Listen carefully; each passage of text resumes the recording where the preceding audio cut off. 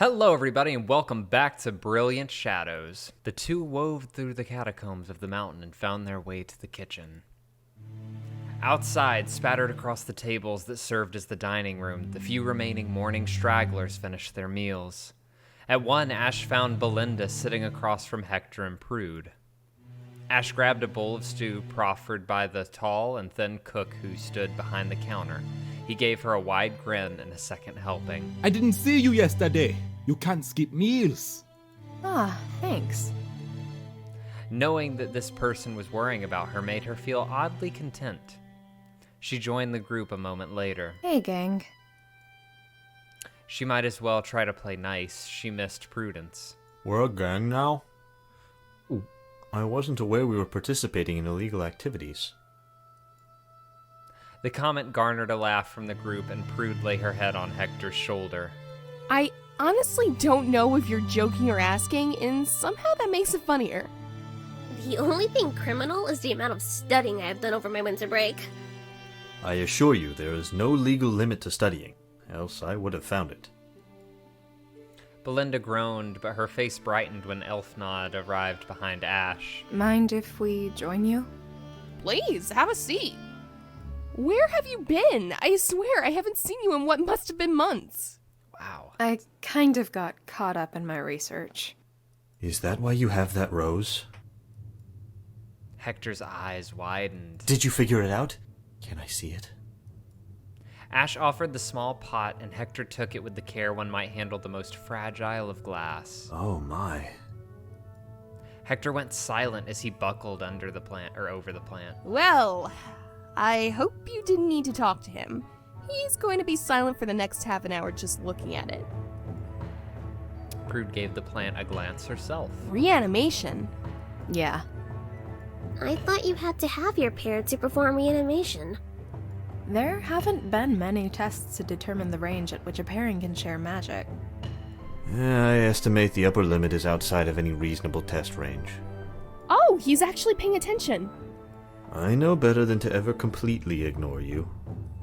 Aw, that's sweet. Ash was surprised how little it bothered her to see Prude kiss Hektor on the cheek. Time is the greatest of healers. What was that? Nothing.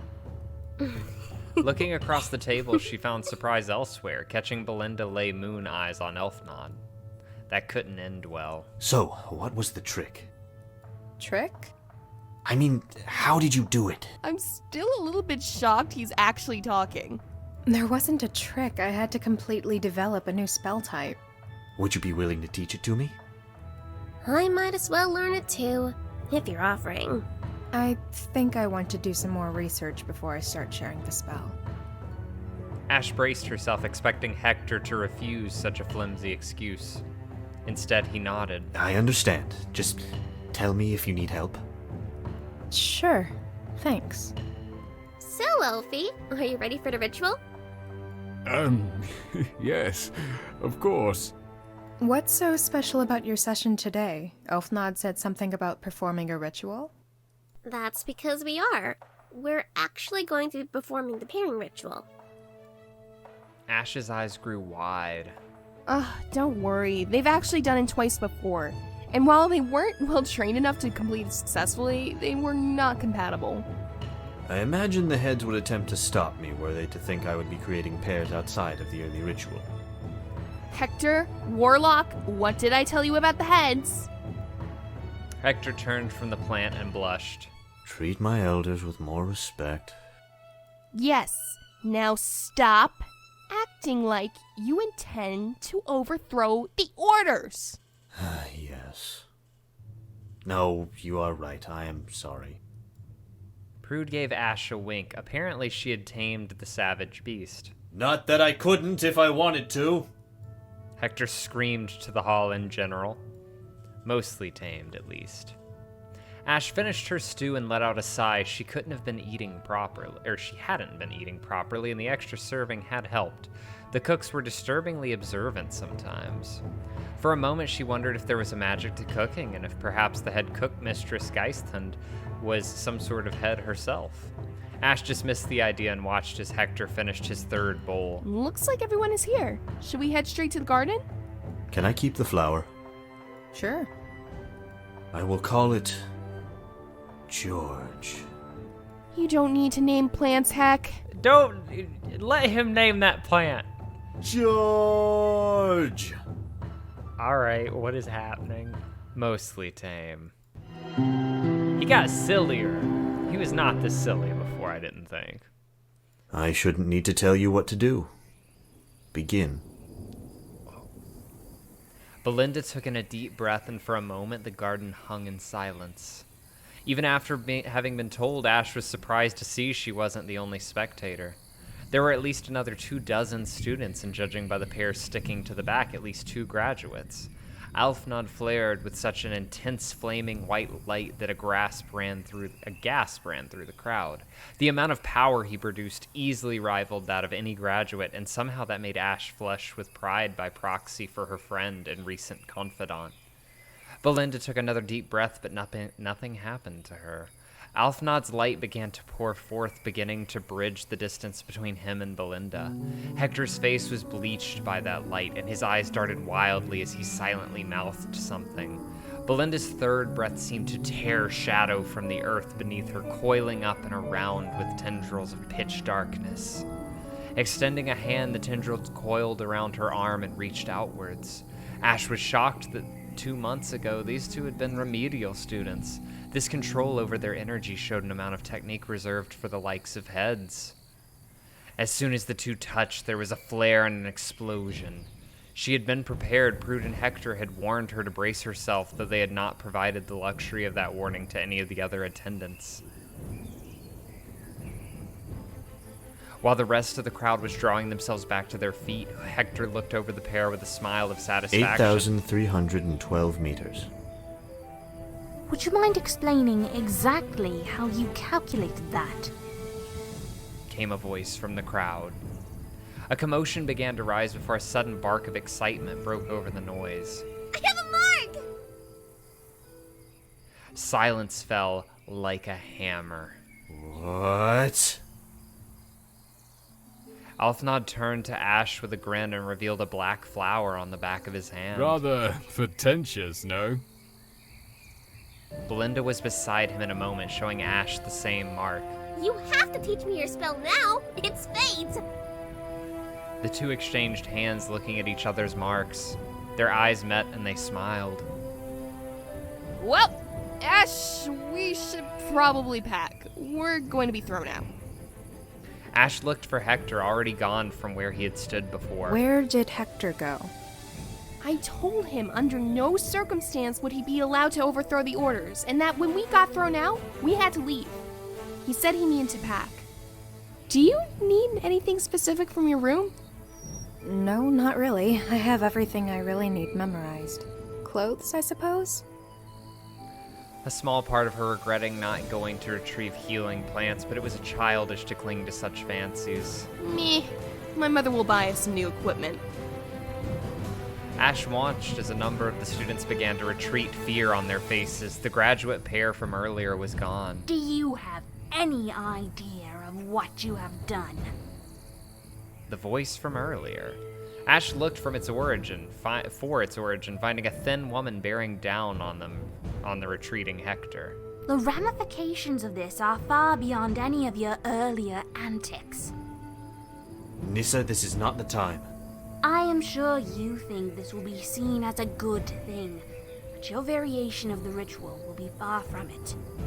The ease with which your ritual can be performed will create situations where casters, entirely unprepared to become a mage, will pair.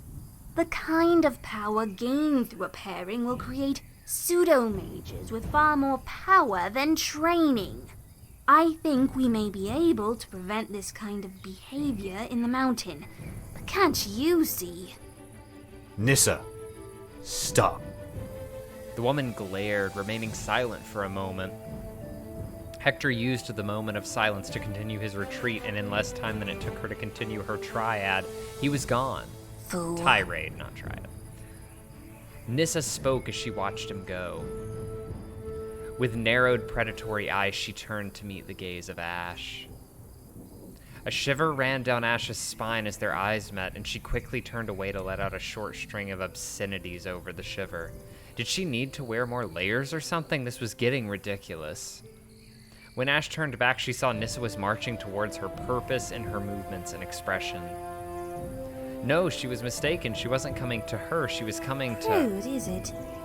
Prudence Celeste, royal princess and heir to the Celeste throne. That's right. I cannot determine from what little I know of you why you might be paired to someone like him. You certainly don't appear to be cut from the same cloth. How can you... Perhaps it's a situation of opposites attracting. You're paired under the mark of the spider. No? Which one of you is the spider, and which is caught in the web, I wonder? Ash readied herself for a shiver and was pleased to find that it didn't come. She silently celebrated a victory as she continued to watch the interaction. Neither. Mark reading is purely nonsense. More importantly, who are you? This is Nissa. She's a graduate from the same class as Hektor. Ah, and you are? Ash. The woman's eyes snapped back to Ash, now gleaming with recognition. Ash tried to casually hide her hand behind her back. Nissa nodded curtly, looking away. Ash here is correct. I was in Hektor's class. I graduated as a poison and venom specialist. Were it not for Hektor, I would have been top of my class. I would have been the top of any class in the last 10 years if not for him. It is hard to believe he still performed so well amidst his... how shall we say, antics. Antics? It's hard to believe his reputation is not so well remembered. Likely for the best. Ash waited for Nissa to explain further, but she merely grew silent instead. Venom and poison specialist, how is that useful? An ignorant question. Surely you are aware that most mundane medicines are a poison of one sort or another, if used improperly. Why are people shooting fireworks right now? The same holds true for poisons. In the appropriate application of a venom or poison, one can heal. My partner is a masterful healer. Combined, I would argue we are the most prominent healers on the continent. Isn't Hektor a knock specialist? Doesn't that mean he has the same speciality as you? Nissa tried to hold back a scowl. Admittedly, in a way he does. But claiming to be a knock specialist is like claiming to be a magic specialist. It is claiming specialization in an enormous category. It's a ridiculous title. That having been said, I have no doubt that given whatever he is, he could replicate what I do, and more. What he is? I should not have said that. It was rude of me. As the din of the crowd grew, Nissa looked about, then turned back to Ash. I must take my leave, as... enlightening as this was, I would rather not suffer the fallout due from heads. She slinked away, a shape half hidden behind the pillars of the courtyard, falling into step immediately behind her. Scanning the pillars, Ash realized with a start that the cook from earlier was there, the one who had given her an extra helping. The cook's eyes fell not on the fresh pair nor on Prude, but on herself. She started towards him, but the crowds broke her line of sight, and in the faintest flutter of a heartbeat, he was gone. Ash wheeled around, trying to follow the boy's path. How long do you think before the heads show up and kick us out? Ash turned to Alfnod and Belinda, who were still speaking with joint enthusiasm. Oddly appropriate that the oldest students should end up paired. I doubt much longer. As though life were some cosmic play and the words were an actor's cue, the heads arrived. Where is he? Ash had never seen such rage in Luciana. She'd always been the voice of reason between the two. Zachariah was manic in the same sense she was actually smiling. You! What are you doing here? To your room! She shouted at the passing student and observer. You! Luciana's eyes locked with Ash. Somehow I feel I should have known you were a part of this. I am sorry for your issues with your mark, but you cannot be involved in things like this. You must leave immediately. Luciana's head snapped to Prudence. Zachariah stepped towards the group, practically cooing as she spoke. Hektor is to be punished. When we catch him, we will strip him of his magic. As his pair, you will suffer the same fate. Excuse the fuck out of me? No, you won't. No, Zachariah. You cannot do so much, not to her. No, you cannot. Oh, he's about to beat your ass. Hektor had returned, though from where he had come, Ash could not say. A backpack and a sword that pained Ash's eyes, shimmering either white or black as the light struck, were all he carried. You dare to bring such a thing here? Hektor slid the blade free and held its point directly at Zachariah. You touch her and you will see exactly how much I dare. Venom dripped from his every syllable with a noxious toxicity that seemed to leave the air stained with malice. Hektor, let's get out of here. We're coming too. Yeah.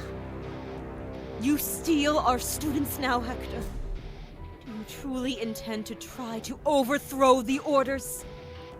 Boy, you think yourself strong, but you have no concept of the true power we hold. That sounds ominous. Right? What are we doing? Believe me, girl, it is. I do not boast, but Hektor, we have never really tried to harm you. Do not doubt we could. I have no interest in your order anymore. There's so much more out there, up there. I am done here. For a moment, they all merely stood. Ash readied herself for the coming fight.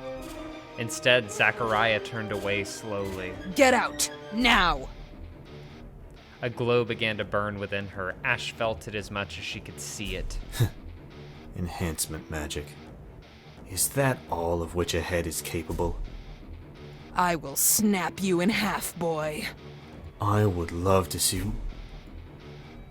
He did not finish his words as Prude gagged him violently and began to lead the small party's retreat. We're leaving. Thank you, heads.